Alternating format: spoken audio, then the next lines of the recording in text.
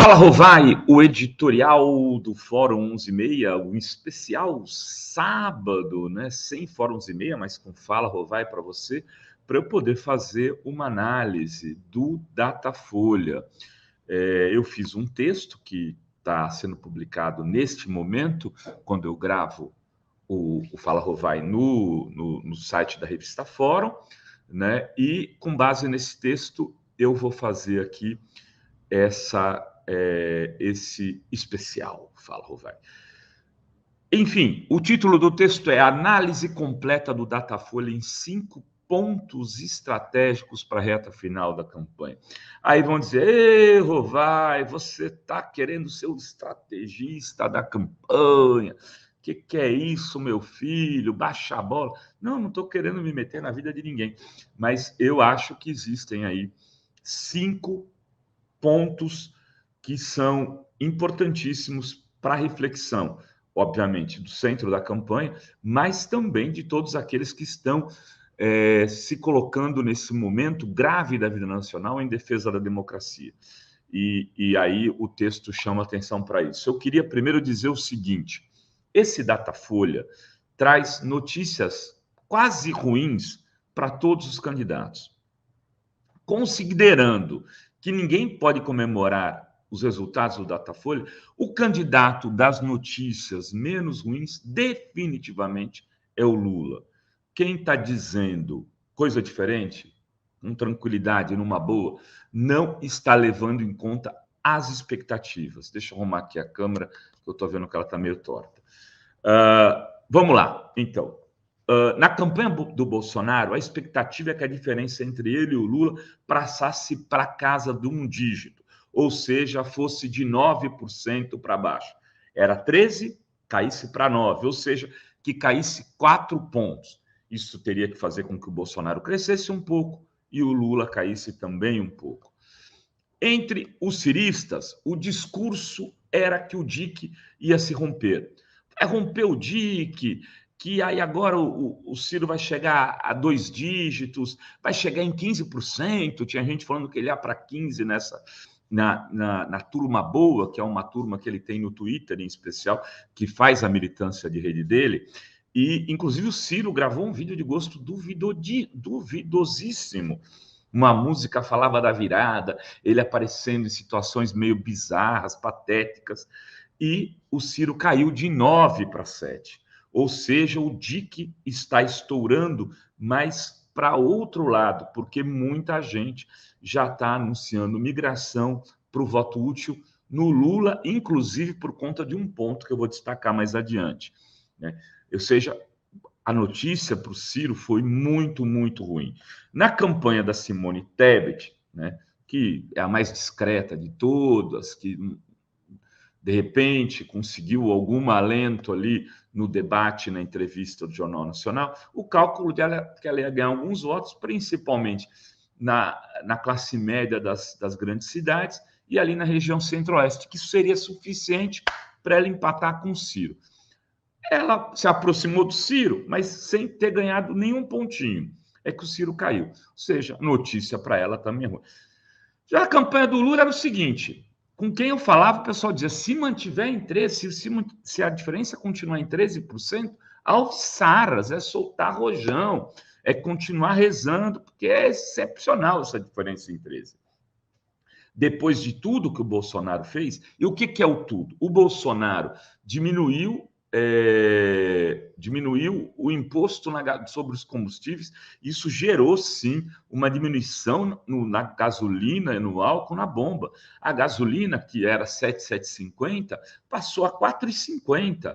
É uma diminuição relevante. Isso impacta no preço de alguns alimentos que também diminuíram de valor, principalmente a carne, por exemplo. Ou seja, teve uma diminuição nesse sentido do custo de vida para segmentos da classe média. Por outro lado, o auxílio emergencial entrou rodando aí para milhões de pessoas, o aumento de 400 para 600 reais. Isso poderia, sim, causar um estrago na base principal do lulismo. But ainda tem o orçamento secreto. Qual que é o orçamento secreto? Conquista vereadores e prefeitos a partir dos recursos dos deputados. E gera dinheiro na campanha para esses deputados poderem contratar mais gente e fazerem a disputa em desigualdade de condições. E, com tudo isso, o Lula, a diferença do Bolsonaro para o Lula foi de 13 para 11. O Lula não caiu nem um ponto, ficou em 45.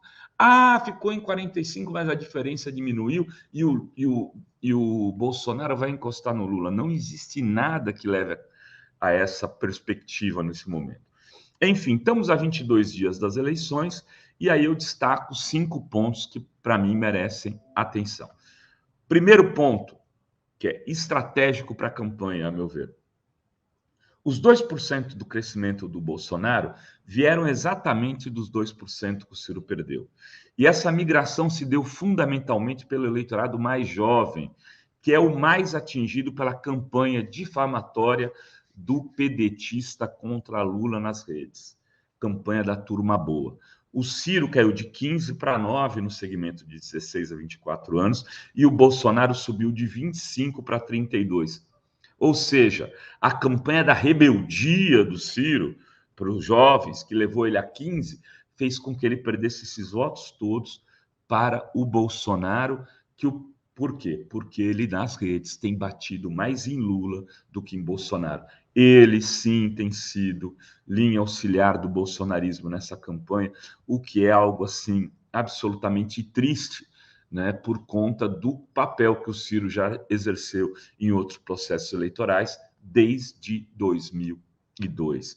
Aí, para reverter isso, tem algumas figuras que podem dialogar com esse eleitorado cirista de maneira a convencê-los a não ir para o Bolsonaro e até para fazerem o voto útil se essas pessoas decidiram vir a fazê-lo. Já sinalizaram que podem fazê-lo. Fábio Porchat e Tico Santa Cruz, destaco 2 deles. Eles podem ser decisivos na reta final para levar o Lula a ter esses 2% necessários para derrotar o Bolsonaro no primeiro turno. Bom, ponto 2. Questão econômica. A grande disputa se dá entre o eleitorado de 2 a 5 salários mínimos, ou seja, o motorista de Uber, o vendedor de cachorro-quente, o professor de escola pública, o bombeiro, a manicure, a moça do telemarketing, enfim. Esse público, que compõe aproximadamente 30% do eleitorado brasileiro, ali há um empate técnico, mas rolou uma virada. O Lula tinha, em maio, 41 a 34 nesse público, 7% de desvantagem. E nessa pesquisa atual, a diferença foi para 41 a 37 pró-Bolsonaro, 4 pontos de vantagem. Se esse resultado viesse se manter assim e Lula não cair no segmento de 2 salários mínimos para baixo, ok, vai ter segundo turno, muito provavelmente, mas o Lula tende a ganhar no segundo turno. Se ela aumentar para o Bolsonaro, começa a ficar perigoso. Se ela reverter para o Lula, aí o Lula pode decidir a eleição ainda no primeiro turno. Quem pode dialogar com esse segmento? Eu acho que tem um papel aí o movimento sindical, né? Ele tem que entrar no jogo e tem que apresentar a campanha propostas que sejam execuíveis e que essas pessoas venham com possibilidade de mudar suas vidas. Esse eleitorado do 2 aos 5 salários mínimos, ele não é miserável, mas ele não é rico. Ele vive no limite. Ele quer poder sonhar com o futuro. Talvez ali, a proposta que o Ciro, inclusive, adota de renegociar todas as dívidas, sirva tanto para isso como para dialogar com o eleitorado do Ciro. Lula pode dizer, eu vou adotar aqui essa proposta que era do Ciro, né, de reduzir, de fazer um grande plano para os endividados do país, e vai ser assim, assado. Então, ele já sinaliza para o eleitorado do Ciro, adotando algo do seu programa de governo, né, porque é isso que se faz na democracia. Para dialogar com o eleitorado de você tem que adotar alguma proposta e, ao mesmo tempo, conversa com esse eleitorado de 2 a 5 salários mínimos. Ponto 3. Do ponto de vista regional, A grande briga que pode mudar a eleição acontece no Sudeste. O Sudeste tem 44% do eleitorado e é ali que o Bolsonaro tem jogado todas as suas fichas. São Paulo, Minas, Rio. Ele sabe que uma virada aí no Sudeste pode levá-lo pode levá-lo ao segundo turno e aí pode permitir que ele sonhe com algo melhor. Se o Lula ganhar com 10 pontos de diferença no segundo turno, no Sudeste, é possível, no primeiro turno, no Sudeste, ele acaba com a eleição. Está ainda dividida, é pau a pau, mas é um jogo que vai definir o processo eleitoral. Hoje o Lula tem 41 e o Bolsonaro 35 no Sudeste. Essa diferença já foi muito maior. A questão é que, além do Sudeste, tem uma outra região que chama a atenção nesse Datafolha. Qual seja a região Centro-Oeste. Ali o Bolsonaro ganhou uma grande vantagem, 17 pontos. Aumentou de 47 para 30. É preciso verificar se dá para fazer algo, mas se não der, também não é para sofrer, porque o Centro-Oeste é uma região de pequena de população não tão representativa em nível nacional. Se melhorar 3 pontos, 4 pontos no Nordeste, por exemplo, compensa 10, 12 do Centro-Oeste. Mas, evidentemente, tem que ficar atento. Quarto ponto, já estou aqui até ficando sem fôlego. A guerra religiosa é elemento central dessa eleição no Brasil. No Brasil, 52% se dizem católicos e 27% se dizem evangélicos. A diferença é que o evangélico é muito mais orgânico do que o católico.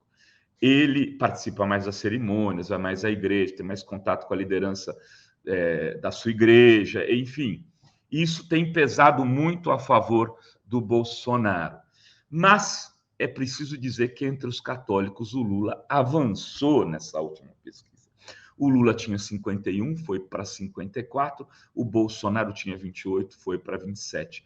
Aumentou em 4% a diferença. Já entre os evangélicos, o Bolsonaro foi de 48% para 51% e Lula de 32% para 28%.